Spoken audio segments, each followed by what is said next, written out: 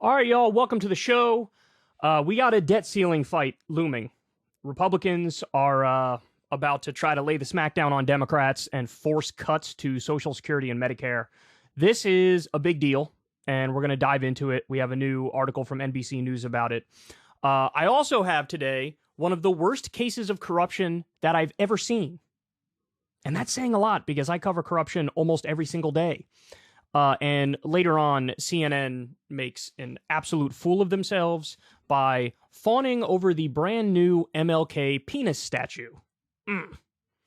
It's amazing, man. Like, just, can you be honest for like 3 seconds? That's all. Just tell the truth for like once in your lives.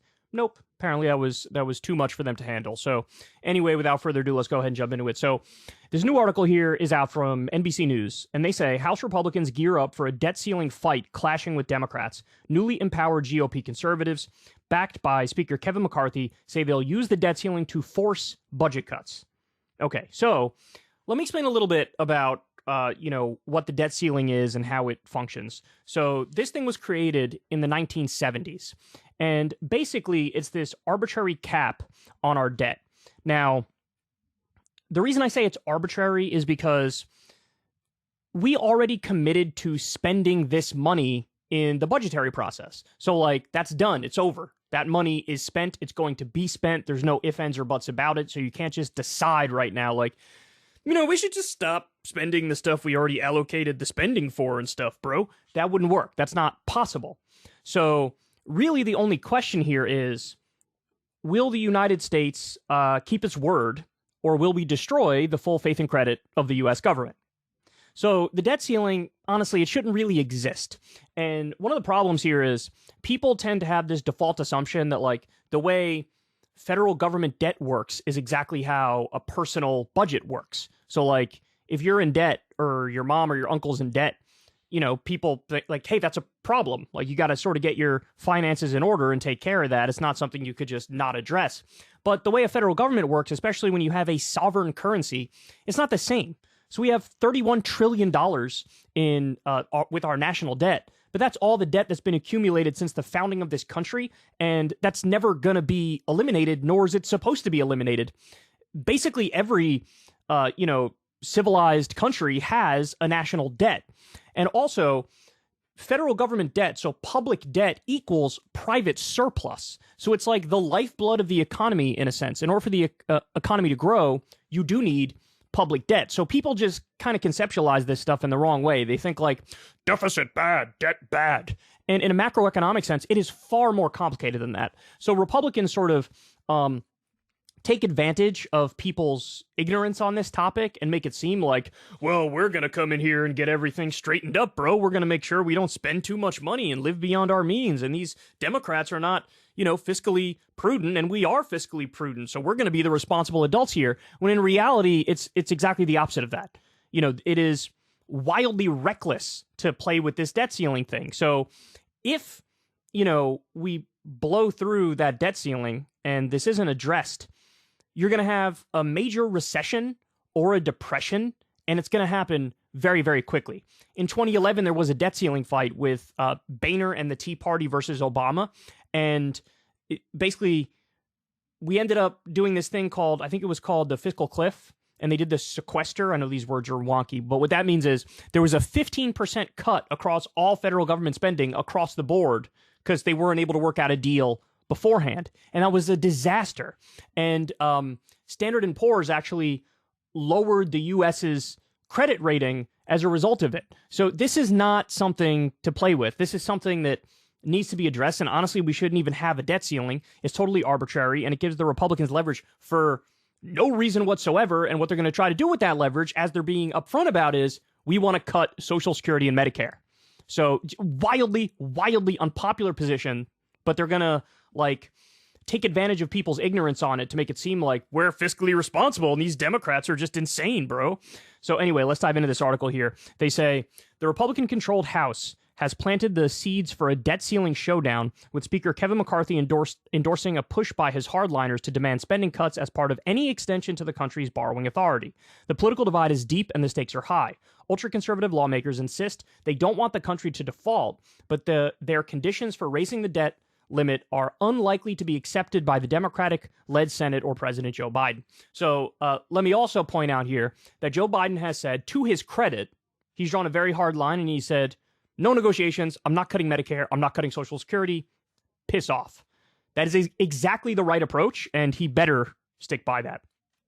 When Obama had this similar fight, Obama did put some cuts to Social Security and Medicare on the table, but the Tea Party was so, extreme that they were like, no, we want more.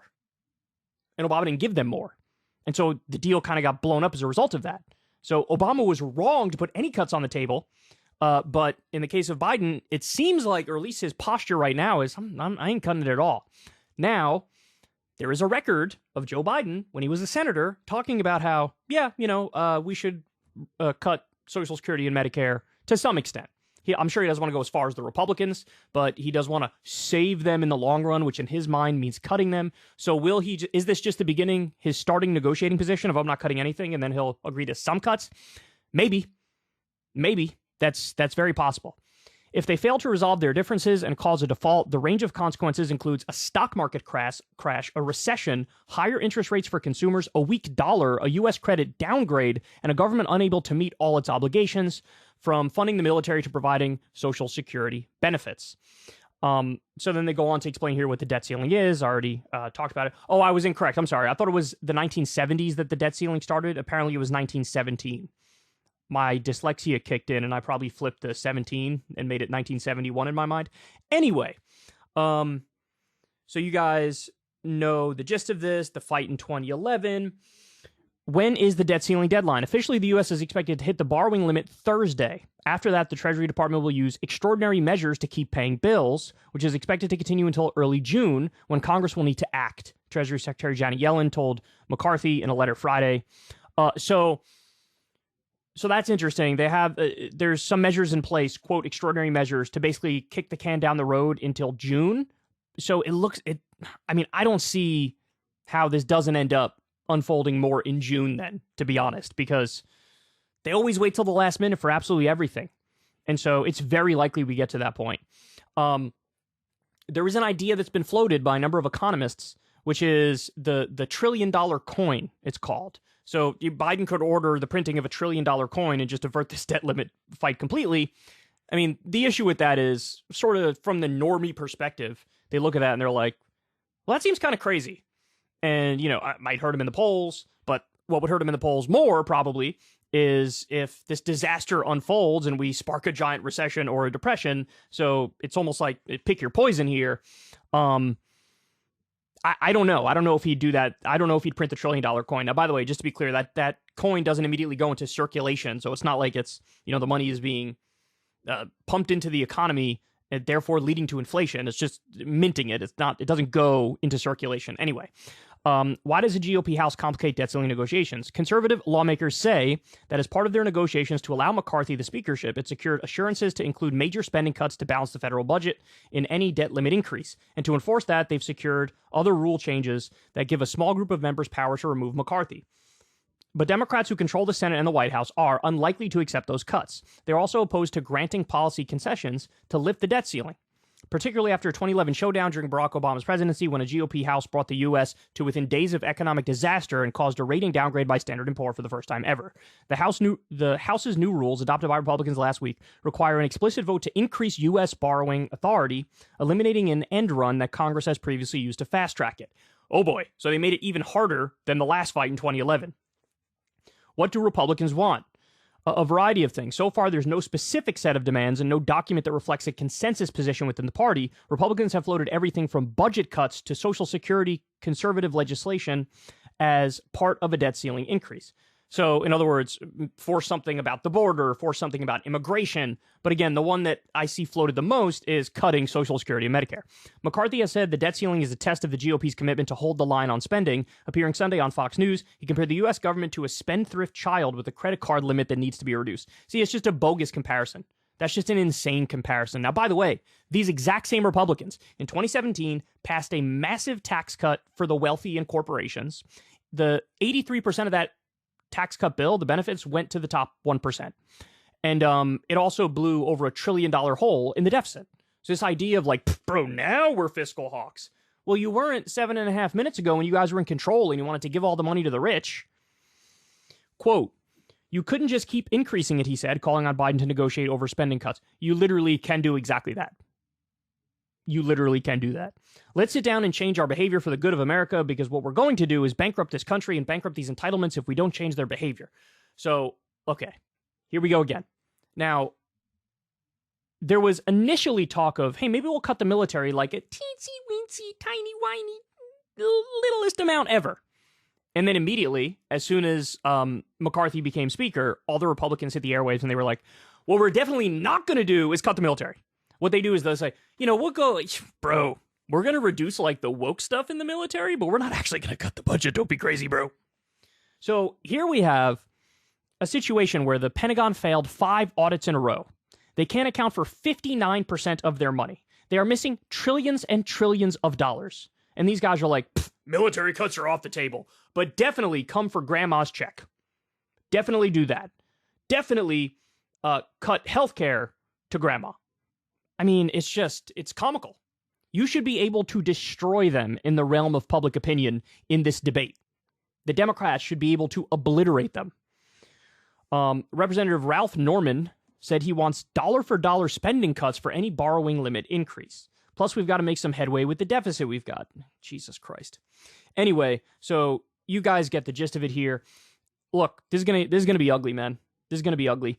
And in 2011, and let me plug something for you guys real quick. There was a documentary, I think it was PBS Frontline. They did a documentary on this exact fight, like Obama versus Boehner and the debt ceiling, and it was really interesting. I highly recommend you go check that out. As ugly as that one was, this one has the potential to be even uglier. Because now you have a Republican Party. I think they've surpassed the Tea Party. Like, now they are the Tea Party on steroids. And you also have a Democratic president who's saying the right thing more this time, right? Like, Obama was like, yeah, okay, maybe we'll compromise and maybe I'll, give you some cuts to Social Security and Medicare. And Biden's like, I'm not doing it. So maybe he will end up printing that $1 trillion coin, or maybe there will be some other procedure to sort of do an end run around the Republicans that I'm unfamiliar with at the moment. If there is, I hope he uses it. Hey, y'all, do me a favor and like and subscribe. It helps out big time in the algorithm. Click the bell as well for notifications when videos drop, and watch that video on screen right now. You know you want to.